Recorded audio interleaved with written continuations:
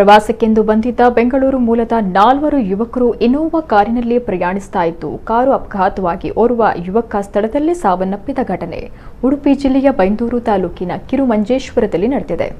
ಉತ್ತರ ಕನ್ನಡ ಜಿಲ್ಲೆಯಿಂದ ಕಾರಿನಲ್ಲಿ 4 ಸ್ನೇಹಿತರು ಬೆಂಗಳೂರಿಗೆ ಸಾಗ್ತಾ ಇದ್ದು ಕಾರು ಅಪಘಾತದಿಂದಾಗಿ 23 ವರ್ಷದ ಅಕ್ಷಯ ಎಂಬಾತ ಸ್ಥಳದಲ್ಲೇ ಮೃತಪಟ್ಟಿದ್ದಾನೆ. ಇನ್ನು ಉಳಿದ ತೇಜಸ್, ಪವನ್, ಹರ್ಷ ಎಂಬ ಮೂವರಿಗೆ ಗಂಭೀರ ಗಾಯವಾಗಿದ್ದು ಕುಂದಾಪುರ ಖಾಸಗಿ ಆಸ್ಪತ್ರೆಗೆ ದಾಖಲು ಮಾಡಲಾಗಿದೆ.